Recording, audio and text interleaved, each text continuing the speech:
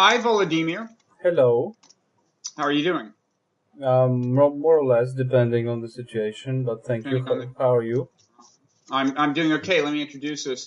I'm Robert Wright of Blogging Hits TV. You are Volodymyr Yermolenko, and you are with an NGO called Internews Ukraine, and you've been with us before talking about the situation in Ukraine, and it seems like things are approaching some sort of climax. At least it does from where I sit, just reading about it in the newspapers. Of course, you're in Kiev there with a much closer view of things. But on the one hand, it seems like the Ukrainian forces are closing in on the two remaining separatist kind of strongholds, the cities of Donetsk and Luhansk. Um, on the other hand, it's looking like Russia could possibly intervene in a very straightforward and direct way, that is to say, invade on behalf of the separatists. And in any event, Russia is giving support to the separatists of various kinds. Uh, Meanwhile, there is, and I guess this is maybe a ray of hope, there is going to be a meeting between President Poroshenko and of Ukraine and Vladimir Putin. Well, at least a meeting is scheduled for Tuesday, right? Yeah, 26th of August, right. So how do things look to you? I mean, first of all, do you think I sized up the situation about right, or would you take issue with anything I said, or what? Yeah, it's pretty much right description because indeed Ukrainian forces are succeeding to to proceed, and there are, as you rightly said, there are two strongholds, but these are really big cities. So these are the centers of the regions. Donetsk and Lugansk. These are not just small, a few 100,000 cities, a few 100,000 towns that was before. These are both multi-million, I mean, million cities. So many people are living there, and of course, many people have fled. Mm-hmm. And therefore, of course, this can be very very difficult because this is the most difficult thing in today's events. These clashes in big cities. Right. But the progress is indeed there because the Ukrainian forces succeeded in splitting the terrorists' strongholds into two parts. One is Donetsk, and the Ukrainian forces are trying to encircle Donetsk, and the other is in Luhansk.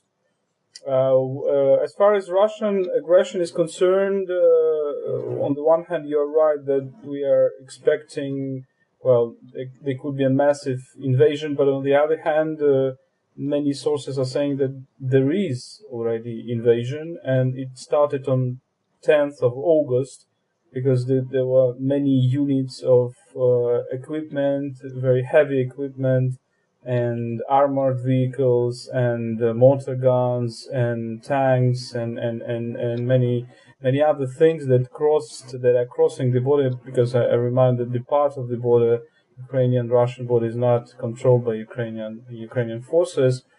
And for example, today or yesterday, I don't remember, the Ukrainian forces have fired an armored vehicle, and the papers that they found there, basically in the vehicle itself, its immatriculation and all other stuff, it testifies that it belongs basically to Russian army, to the Pskov, so-called Pskov division.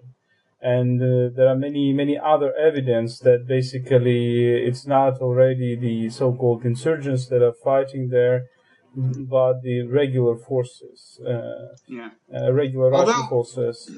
So here in Ukraine, we more and more trying to convince the whole world that this is not about the internal Ukrainian conflict. Although there are some signs, of course, about signs of internal confrontation, that's inevitable because there are people who are not agreeing with this vision of a modernizing and pro-European Ukraine. But of course, we are more inclined now to speak about the Ukrainian-Russian war, and about Russian aggression, Russian military aggression. Okay. Now, there's sort of an irony here. Even as Russia seems to be, doing more and more in the way of kind of, I guess, covert intervention, that is apparently sending some armored vehicles across the border, and so on, the actual leadership of the separatists in Ukraine has undergone a change. And as a result, the nominal leaders are no longer actually Russians. More and more, they are Ukrainians, right? There was this big change in leadership where the guys who had been the leaders, I guess some of them just went back to Russia, and suddenly these people who are from Ukraine were elevated to leadership positions. Is that right? Well, on the one hand, it is right. On the other hand, if you talk about Strelkov, for example, who is the hero of the pro-Russian insurgents, and who is probably can in the future, if he is alive, play a very important role in the Russian politics. As, for example, remember General Lebed, who led the same so-called the same destabilization in Moldova, in Transnistria. Basically, he had the Russian army in Transnistria. Basically, that's him who in 1992 made all the story which is now going on. I mean, this frozen conflict in which Russia tries to control Moldova. I mean, this secessionist region of Transnistria.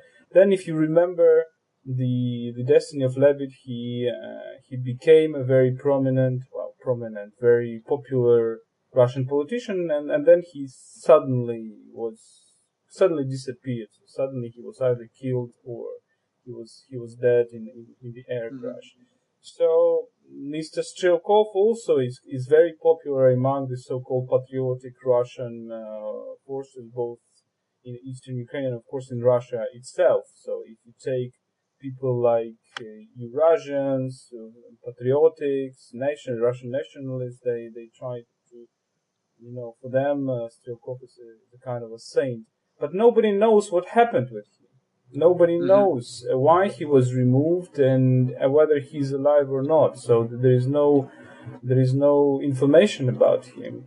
But there were other guys who were removed as well, right? I mean, he's not the only one. I mean, you're right. In his case, there were reports that he was wounded or killed, but some other people in the leadership stepped down who were Russians and were replaced by Ukrainians, right? I don't. It's not clear to me why that is. There's been some speculation. I mean, even if you assume that Russia is behind it, that it's that these leadership changes are orchestrated by Russia, what is the theory as to why Russia would want to do this and suddenly make the leadership appear more Ukrainian?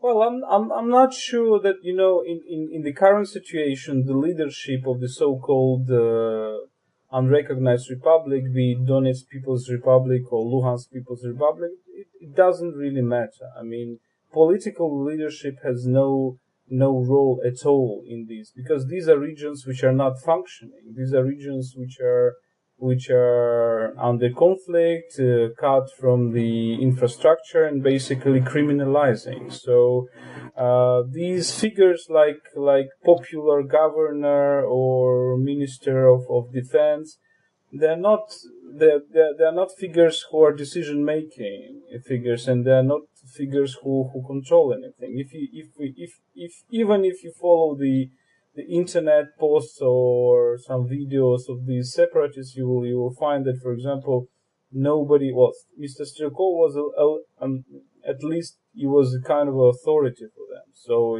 he's a charismatic figure which kind of try to unite everybody, although they're very multiple groups. But I think these are just fake figures who are not controlling anything, and the most important thing is basically who controls the forces, who controls the insurgents' army, the terrorist army. And the answer now, I think it's becoming more and more obvious, because even before the 10th of August, even some 1 month ago, several weeks ago, we were talking that, of course, there are Ukrainians in the insurgents. Among the insurgents, there is local population, and maybe even the majority, about 70-80%. But I mean, the leaders were always Russians, and I don't think that the situation has radically changed from that moment on. I think it only aggravated. So did you say, so you said you think the insurgents, the actual militants, the guys with the guns, most of them are actual Ukrainians? I mean, 60-70% or something? Well, of course, among the rebels, there are many different people. You would find the locals, you would find the mercenaries, the Chechen mercenaries. You would find the Russian activists. You would find also some people from other countries, which are, everybody and everywhere on any civil conflict like this or international conflict like this, you would find people from everywhere. And of course, there are locals. There is no doubt about that. So we should not underestimate this aspect too. But again, the problem is that this local army has a very sophisticated weapons right now. They have a very, incredibly sophisticated and incredibly hard weapons. For example, they have these armored vehicles, or they have the mortar guns, or they have these very sophisticated and terrible systems of multiple rocket fire called Grad, which is basically a nightmare and hell for everybody. So they are firing very often from the Russian territory itself, and Ukrainians cannot fire back because it will be considered as an attack of Ukrainian army on the Russian territory, etc., etc. But again, all this equipment needs very highly technicized to be accompanied by the specialists, and insurgents don't have this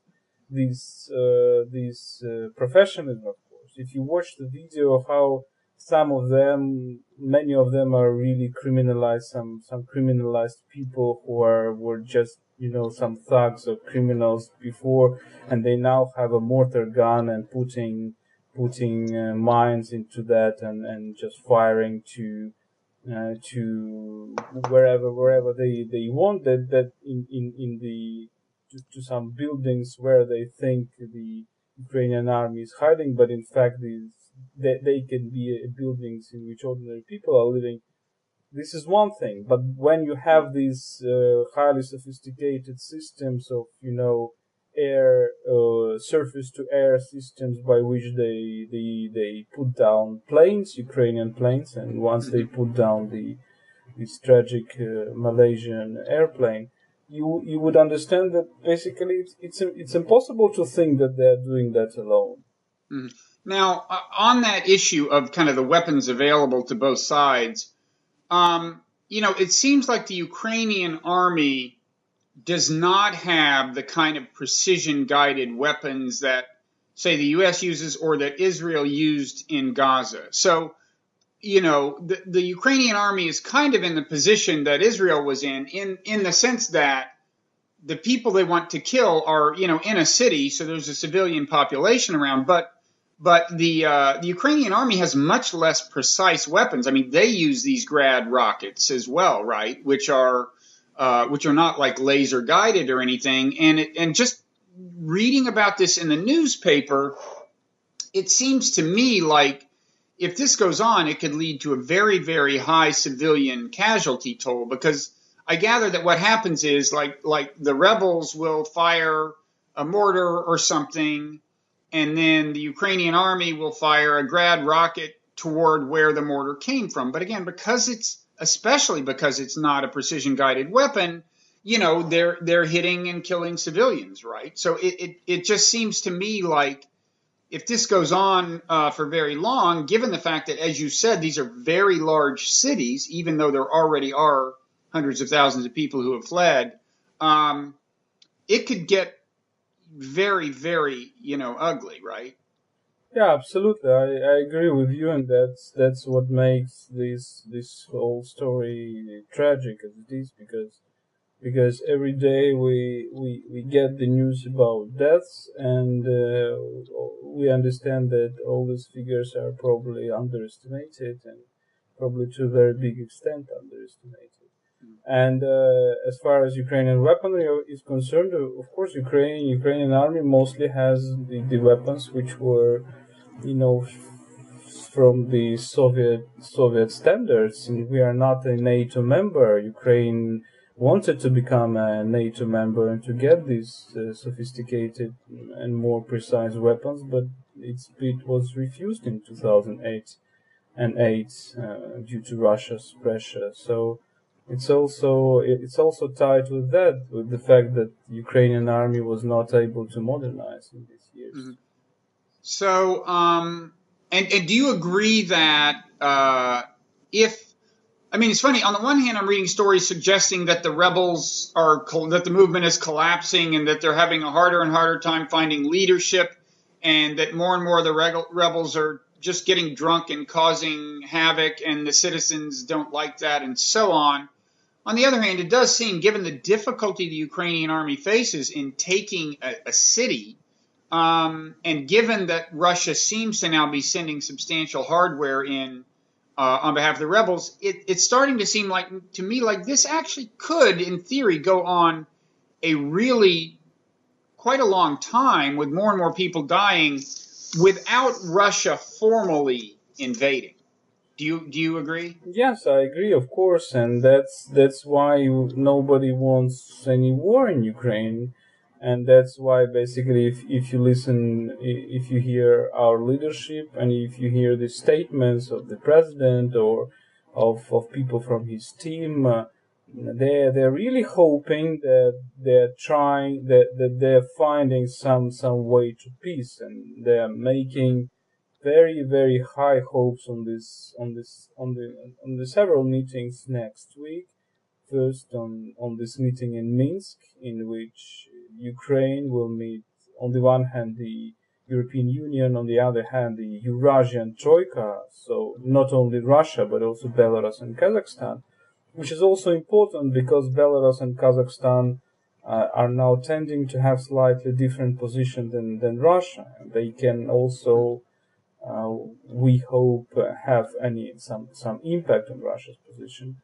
But on the one hand, this meeting, on the other hand, the Ukraine will somehow participate in NATO summit in Wales, and there will be a visit of Poroshenko to Brussels on the 30th of August, and there will be a visit of Angela Merkel to Kiev, I guess, on this Saturday. So like right now, this weekend, yes. So this is a very, very, the diplomacy is becoming more and more, how to say, thick and reaching events, and everybody hopes that the war will be over, because basically this is Ukraine's interest, and there are clear requirements set by the Ukrainian government, for example, that the Ukrainian government should regain control of the border, and the border should become transparent, because the biggest problem is basically this trafficking of arms and people through the border. That's the biggest problem. And the other biggest problem is basically these rocket fires from the Russian territory. And the Ukrainian requirement is also to have OSCE monitors on these border regions to see what is happening, because it's also very important for the world to know what's going on, because it was very, very important when foreign journalists were basically succeeding in filming and reporting about this trafficking of armored vehicles and heavy equipment from Russia to Ukraine. I mean, the reporters of The Guardian, and then Polish journalists, etc. So, of course, there is a risk, and everybody understands this risk. And believe me, many people are considering everything which is going on as a big tragedy, of course, because we are living in a situation when every day we got the information about losses of lives, and many often these are people who you would know, and probably some friends of mine were killed, or some relatives of spouses or whatever, and it's becoming more and more often, and more. For example, some volunteers are going to these territories or to the war zone, and they are injured and they are killed and everything. So we're really hoping that these meetings will be constructive and will bring fruit, and I think Russia has all the means to finally to stop it, and to at least to stop the intervention. Well, what will the big issues be when Poroshenko and Putin sit down on Tuesday? What will the big issues be? I mean, we've heard that, one has to do with the autonomy of the eastern provinces, and that some offers have been made by the Ukrainian government to grant a greater autonomy to the eastern provinces. But that's a very vague term, autonomy. I don't know what it means. I don't know,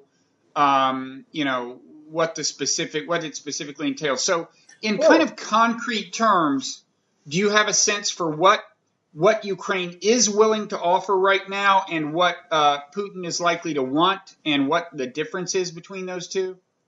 Well, I think that the major consideration of Putin is to legitimize the annexation of Crimea, and Donbass is used to this legitimation, because basically what he's saying to the world is, or even to Crimea, Crimea is now under total collapse. If you follow what's going on, under total financial collapse, total tourist collapse, traffic, transport. We can talk about this later. So his argument is this: look at what is happening on Donbass. If we did not annex Crimea, the situation would have been the same in Crimea. So his interest is, of course, to have everything continue as far as possible. But doesn't he want more than that? Doesn't he want more than the legitimacy? I mean, my impression was that everyone has basically accepted that Crimea is going to remain part of Russia. I think in the West, everyone has accepted that. It's de facto, but not de jure. And I mean, sanctions are still there, and basically it is very difficult. It would be very difficult for Crimea to develop.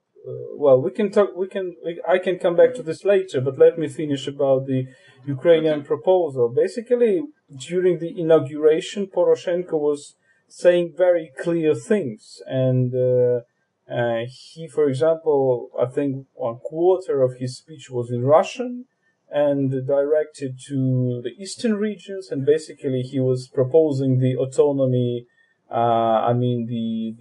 The autonomy for. The freedom for Russian language, which is obvious, because Ukraine is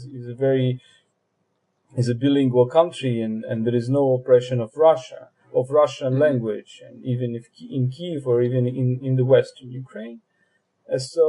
And economic autonomy, of course, we are talking about this decentralization concept, meaning that the people in Donbass were always complaining that basically they earn a lot, but then they transfer everything to Kiev. So Kiev was, in terms of money, so Kiev was really open to this, and really open to the decentralization concept, and saying that most of your earnings should stay with you in your regions, and taxes which you collect most of them should stay in your regions, etc., etc.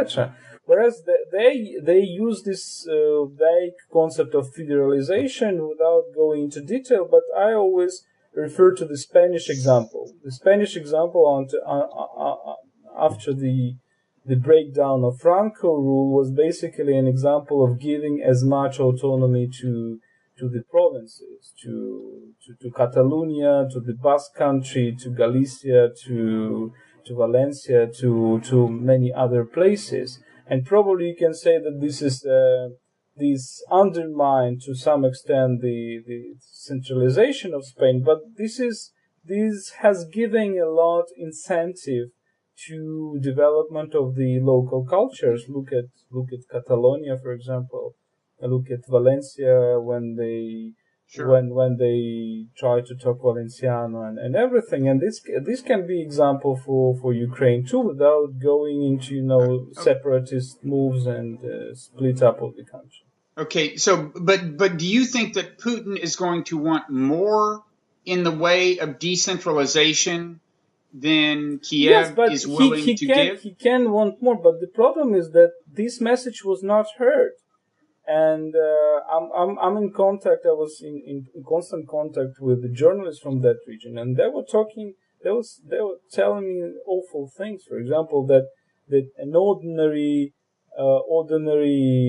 citizen in Donbass would think that basically Poroshenko, in his inauguration speech, was calling to erase Donbass from the map, So they didn't even hear him. They didn't even read the inauguration speech. So, and because they are living with myths, and these myths were created for many years by Yanukovych propaganda and then by Russian propaganda. That's let me ask you this. Yeah. Let me ask you this. Do you think Putin still actually wants part of eastern Ukraine, not Crimea, but part of eastern Ukraine, like Donetsk or Luhansk or both, to become part of Russia? Do you think he still has territorial aspiration? He actually wants to redraw that border? Well, he might have, but if you look on the map, and if you, for example, take a map and go to the site of Russian patriots and look at what they call the Novorossiya, and you will see that Novorossiya is a huge territory. Right. One third of Ukraine going from Transnistria through Odessa, Mykolaiv, Kherson, Donetsk, and Lugansk. Sure, but he knows that's not going to happen. I mean, my question is, what do you think Putin himself realistically wants to get out of these negotiations? Well, I think that his interest is basically to keep the instability in Ukraine as far as possible, because Ukraine is indeed in a situation which can be very difficult economically in several months, and economically, energetically, etc. Ukrainian currency, starting from February, has lost already, well, I don't know, about 70%, I guess, and we have the projections of 10% decline of the GDP in several years. So, and in fact, didn't your economic minister just decline? Yes. Just resign? In fact, yes, our economic minister has resigned, and so basically, I think this is his realistic plan, to have a kind of the strategy when he would discredit Ukraine as itself. He would show that Ukraine is a failed state. Well, if that's the case, then you're saying he does not want a negotiated solution at all, and this whole thing of meeting with the Ukrainian president on Tuesday is just a sham. Is that what you're saying? There is not going to be a negotiated solution because he does not want one. Well, I think this is his ideal, and basically he can continue try to achieve this goal. But what is I think he understands that he's also under huge economic pressure from the West, and here the Western pressure is very important, because I mean when his only tool to reply is sanctions, which are basically harming his own population, and sanctions which are, as you know, were today or yesterday were kind of modified a little bit, because Russia understood that it can be not bearable, sustainable for too long. He can to some extent he can make a step back, and this is basically our hope. But again, I think personally that he declined this idea of patriots and neo-Nazis, Russians and all this stuff, Right. that they should proceed to Novorossiya and they should finally annex half of Ukraine. So this Hitlerian, style, I think he's not really a guy who would do that. But his aim is to legitimize Crimea's annexation, to regain some status quo in the West, but also to, in the midterm, to show that Ukraine is not a functioning country. And basically, he's of course interested. He would be interested in keeping this conflict as much as possible. Well, I guess, but I mean, it seems to me he has two problems. I mean, one is that if the Ukrainian forces actually take Donetsk and Luhansk, and so in other words, the separatist movement completely collapses, that's a big problem for Putin at home domestically because of the political forces you alluded to. The patriots, the nationalists, he's gotten them very worked up. And so that would be very bad for him. And it just does seem to me that if, on the other hand, he has to keep shipping more and more hardware into the fight and sending more maybe fighters in, that's a problem for him too. Because as you said, he does not want to the West to exert more and more punishment. He doesn't want to stay in the bad graces of the West forever. So I'm just not convinced that he wants the conflict to go on indefinitely. It doesn't seem to me it's that appealing to him. Well, and but this is a kind of situation when you lose in both ways, and basically right, and so the winning outcome would be for the conflict to end. Yeah, but you can always find a solution. Basically, it was the same with Crimea, because Crimea is also, you lose in both ways, because now the situation is Crimea is on the brink of collapse, and you have the three-day lines to get to the ferry to go back to Russia. People are basically without much food, which was basically Ukrainian food. People cannot use their plastic cars because basically there are no respectable banks, because all the respectable banks, even the Russian banks, will be under sanctions. People cannot use really the mobile phones because both companies were closed and everything. So it's also a lose-lose situation, but you can always find a face-saving strategy, and that's what Putin will be probably doing by sending his humanitarian assistance and everything. So probably we will have this situation, because look at this intervention. Because if you have a real intervention, for example, what you can follow from some Russian social networks, there are some mothers who are saying that their sons from the Pskov divisions were sent to Ukraine or to borderland regions for training, but somehow they appear to be in the middle of a fight, and somehow they're killed and sent back to their mothers. So that can be a real tragedy finally, right, for Russian people too.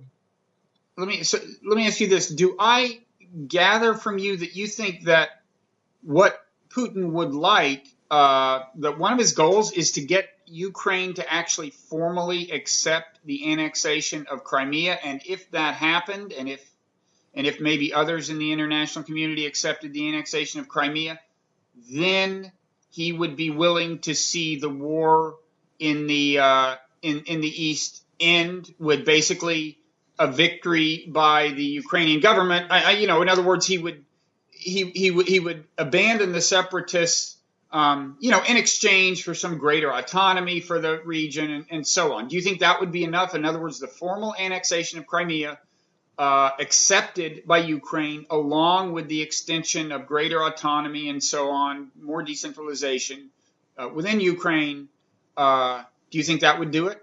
Well, I think that this can be his position, but I don't know how the Ukrainian leadership will agree on that, and how even the Western leadership will agree on that. I think formally we'll have a situation when the Crimea will be a part of Ukraine, but de facto it will be some kind of a very weird territory. Well, we can formally speak of Russian territory, but again, with many gaps from even from Russian mechanism, without big Russian banks or without big Russian companies which are afraid of being sanctioned by the West, etc., etc. Okay. So yeah, I think Putin will probably put this card of federalization as he usually do. But again, I think his idea, let me repeat, is to prove to everybody that Ukraine is a failed state. It's basically that Ukrainian revolution, the Maidan revolution, which he thinks was inspired from the West, is basically a catastrophe for the country, etc., etc. So it's a kind of basically this is a strategy of imitated suicide.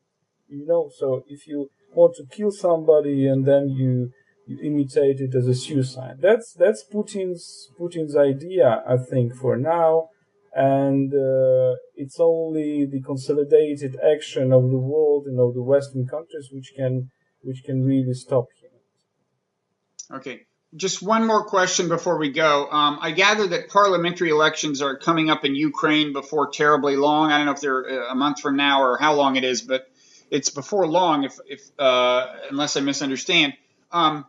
What does it seem like is going to happen? I mean, given the way you gauge popular sentiment there, are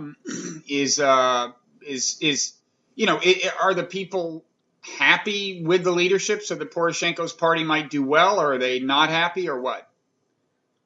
I think the most well, of course, there are many people who are disappointed, and that's natural. I mean, we had two very loud resignations on these days. One was by Economy Minister Sheremeta, and the other was by a very prominent figure, which is Tatiana Chernovil, which is a journalist, and she was leading a anti-corruption bureau. But her fate is very difficult because she lost her husband in this war.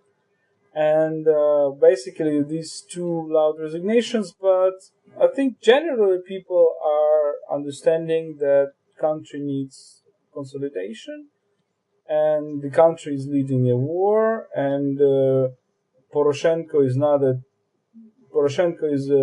quite a good president so far, who did not make huge mistakes, and the government did not probably make some breakthrough in modernization or anti-corruption or whatever, because there are some, as they usually are. But again, this is not a bad government. But still, I would say that it's quite unpredictable what would happen during the elections. First of all, because we would have many new parties. We would have many new parties around, new or old new leaders. And it's impossible I would not even try to predict. We should first see the list of the parties who would stand for elections, and then see the results of sociologists, and then see what happens. The risk is that on this situation, some populist parties can also get big results. Mm-hmm. Okay, and I'm sure that what happens between now and the election in eastern Ukraine and with Putin will have a big effect on the election. When are the parliamentary elections?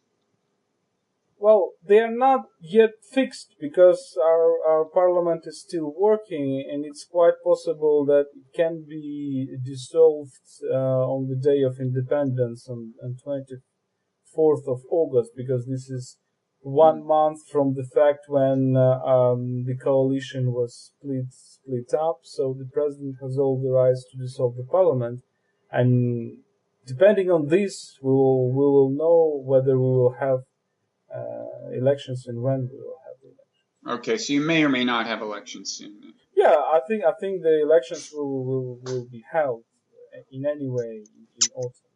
That is pretty much This fall, sometime this fall. Okay.